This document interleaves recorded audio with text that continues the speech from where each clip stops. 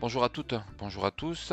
Dans cette courte vidéo, je vais vous présenter le fonctionnement de la plateforme Tedesker en lien avec l'émission des factures clients.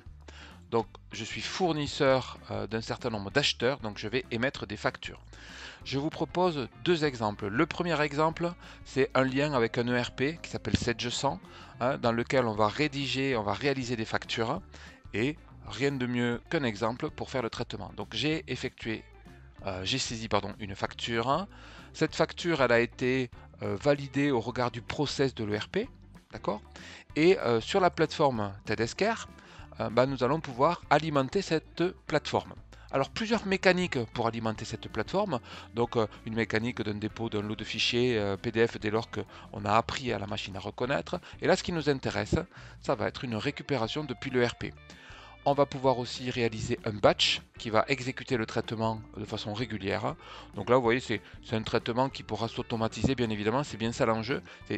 J'exécute, dans tous les cas, une mécanique pour récupérer les factures issues de l'ERP. Je vous le présente avec une seule et unique facture. Bien évidemment, l'idée est d'aller récupérer toutes les factures qui ont été réalisées. Pendant que la machine va œuvrer pour traiter, je vous propose d'évoquer effectivement ce qui va être pour nous essentiel, c'est la fiche client. Donc ces fiches clients, elles sont, comme on le voit ici, elles sont répliquées, elles sont présentes ici.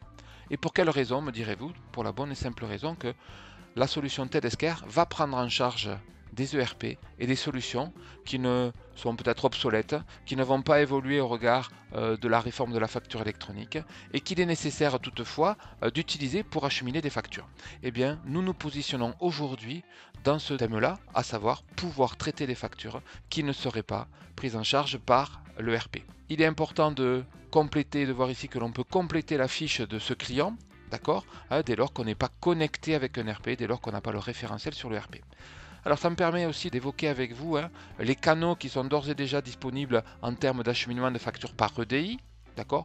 Et là, je vous laisse prendre connaissance de toutes les plateformes qui sont connectées d'ores et déjà à Tedesker, que vous pouvez utiliser pour acheminer des factures aussi bien en Allemagne, en Italie. Bien évidemment, on va retrouver la facture électronique France, on va trouver aussi la notion de Chorus Pro, et on va trouver d'autres acteurs de la dématérialisation des factures, d'accord, qui sont d'ores et déjà présents et qui peuvent être d'ores et déjà utilisés par l'utilisation de cette plateforme. Donc ce qu'il faut retenir là, c'est tout simplement la fiche client, elle est répliquée, d'accord, pour satisfaire aux contraintes de RP qui seraient obsolètes ou qui n'ont pas vocation à évoluer.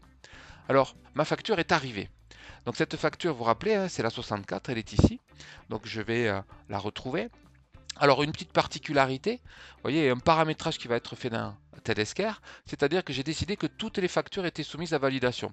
Alors évidemment, c'est simplement pour vous la montrer, puisqu'on peut décider en fait que les factures sont automatiquement acheminées dès lors qu'elles sont conformes. Donc là, en l'occurrence, je les ai stockées pour les voir. Alors qu'est-ce qu'on voit sur cet écran? Sur le côté droit, on voit un lisible, d'accord? Et ce lisible, c'est Tedesker qui l'a redessiné. Il l'a redessiné comment? Il l'a redessiné en lien avec l'élément qui compose le FactureX, donc le format C2I, le format UBL, va être échangé dans le cadre de la facture électronique. Oui, mais vous me direz, mais mon format, il est où? Mon format de ma facture? Eh bien, pas de problème, il est là. Alors, ce format PDF, finalement, il n'a pas grands enjeux, mais en tout cas, on le retrouve. Donc, on voit bien qu'on a les deux documents. On a le visuel qui a été généré par l'ERP, en l'occurrence 700, et là, en l'occurrence, un autre document qui est un lisible qui, lui, a été régénéré par Esker. Regardons cette facture au niveau des données, donc là, la partie gauche de l'écran. On va retrouver toutes les informations qui sont nécessaires et qui ont été rangées, si je peux dire, dans les bonnes cases, aux bons endroits, en fonction du contexte de la facture. Donc on retrouve ici le mode d'acheminement qui a été associé à la fiche du client, donc bien pratique effectivement pour avoir le canal d'ores et déjà acheminé.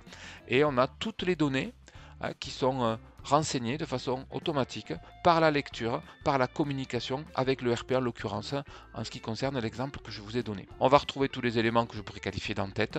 Alors je scrolle un peu vite, simplement pour me diriger immédiatement sur la partie basse où je vais trouver, là pour le coup, les lignes de la facture avec les éventuelles bases de taxes, bases de TVA qui sont proposées. Donc cette facture, quand bien même on soit en amont de la réforme de la facture électronique, elle est en conformité avec la phase pilote, elle est en conformité avec la trajectoire de démarrage, elle est en conformité avec la trajectoire cible. Qu'est-ce que ça veut dire ça? Ça veut dire tout simplement que Tedesker teste les factures aujourd'hui dans le contexte qui est celui d'un acheminement, j'allais dire classique, hein, qui serait éventuellement par mode DI, sauf en lien avec la facture électronique, par courrier ou par email. Donc là, Esker teste la facture et sa conformité. La facture elle est conforme, je l'approuve, et donc là, puisqu'elle a été définie comme facture électronique, elle va solliciter la PDP de mon acheteur et le document va transiter ainsi de façon totalement dématérialisée. Voilà, alors nous venons de voir un contexte d'une facture qui elle a été traitée par un échange dynamique entre l'ERP et TEDESCARE. Je voudrais évoquer maintenant un sujet qui serait éventuellement d'utiliser un logiciel un peu exotique, un ERP un peu vieillot, hein, qui va prendre en charge les factures. Là en l'occurrence c'est une facturation Esker, mais je vous propose de gérer et de vous montrer que cette facture Excel, bien qu'elle soit rédigée avec une solution qui ne peut paraître la plus conforme, eh bien la facture elle va partir PDF vers Esker par un système interne de captation de flux PDF. Donc j'imprime le document. Donc rappelez-vous du numéro de facture qui est ici, d'accord, la 2574, et je vais ainsi évoquer depuis le portail de TEDESCARE les autres natures de tableau de bord. Alors, en termes de tableau de bord, qu'est-ce qu'on a? Donc, on a ici l'envoi des factures clients. On va retrouver aussi un tableau de bord typiquement dédié à toutes les factures qui seraient acheminées sur le portail Chorus Pro. Donc ça, c'est bien pratique, hein, pour les factures qui sont à déposer d'ores et déjà sur le portail Chorus Pro. Et TEDESCARE permet de faire ce traitement avec tout le cycle de vie des factures Chorus Pro. On va trouver un tableau de bord typiquement dédié à la facturation électronique France. D'accord? Donc ça, à échéance de 2026, voire de 2027, avec l'accès à l'ensemble du statut que va suivre une facture dans le cas de son acheminement auprès de la PDP. Alors chaque fois qu'on est sur un tableau de bord, en cliquant sur un des compteurs, on accède, d'accord? On accède aux détails, n'est-ce pas, des factures à traiter, avec un certain nombre de listes qui sont nombreuses et variées, qui permettent de retrouver les factures. On va trouver un autre tableau de bord, d'accord, qui est l'e-reporting, que je laisse un peu en suspens, et je vais me diriger tout simplement ici, vous voyez, conformité des factures électroniques. L'idée c'est de pouvoir aussi, dans le contexte qui est le nôtre avant l'avènement de cette réforme de la facture électronique, c'est de tester les factures.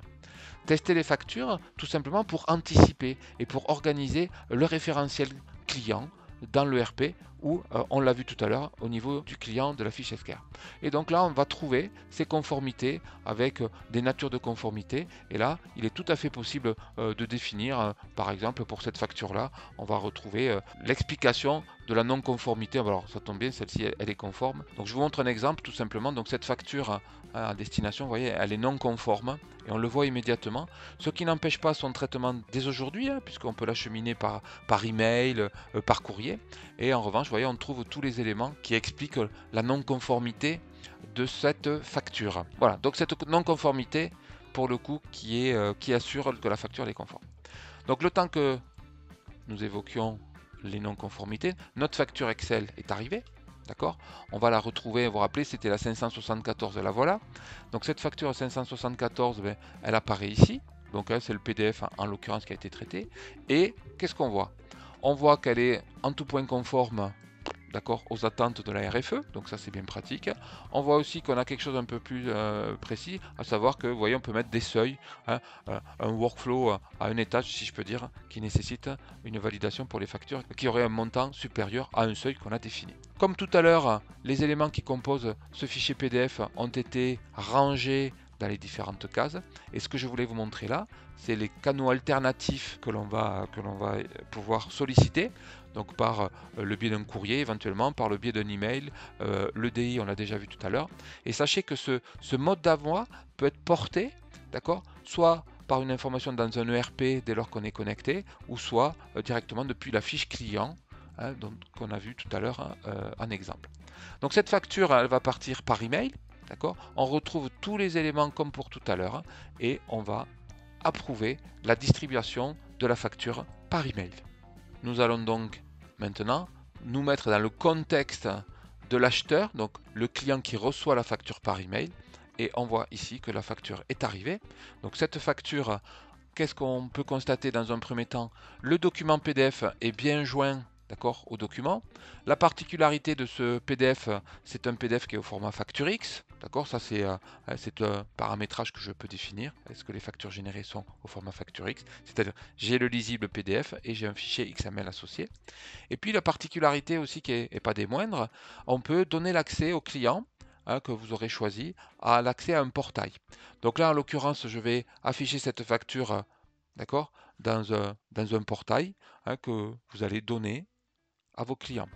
Le client destinataire de la facture reçoit l'email, on l'a bien vu, mais va pouvoir aussi activer et accéder à cette même facture depuis un portail qui prendra les couleurs de l'entreprise qui émet la facture avec le logo, avec la charte de couleurs et on retrouve le document qui est ici. On va retrouver le document mais pas que, on va retrouver tous les documents puisque c'est un portail qui collecte ou qui concentre l'ensemble des factures qui ont été traitées et donc là on va retrouver toutes les factures qui ont été acheminées vers ce client avec évidemment la possibilité de consulter. Donc au-delà de l'acheminement par email, on voit qu'on a un service qui est bien supplémentaire et même pour les factures qui partiraient par courrier, eh bien, ce portail peut être mis à disposition. Voilà, on a un état de compte et puisque on peut aussi informer le client du statut de paiement, puisque je vous rappelle aussi qu'une des conditions de l'exécution de la réforme de la facture électronique va consister à l'utilisation et à la composition de l'e-reporting. Alors regardons un petit peu maintenant justement au niveau du tableau de bord. Donc on a bien vu l'acheminement global, donc y compris l'acheminement par email. On a un dernier tableau de bord qui concerne l'e-reporting. Donc Esker sera en capacité de rassembler tous les flux qui concernent l'e-reporting pour les déposer sur le concentrateur de données de l'État par session décadaire, donc tous les 10 jours, avec la capacité de distinction entre le B2C, le B2B international, on a les paiements, les transactions, etc. Et bien évidemment avec les transactions agrégées et tous les flux qui vont transiter. Voilà, on voit que cette plateforme est d'ores et déjà opérationnelle. Elle est déjà en positionnement de fonctionner sur cette réforme de la facture électronique et prend en charge aussi bien des factures qui sont en lien et connectées avec un ERP que des factures qui émaneraient d'un ERP ou d'une solution exotique. Je vous remercie.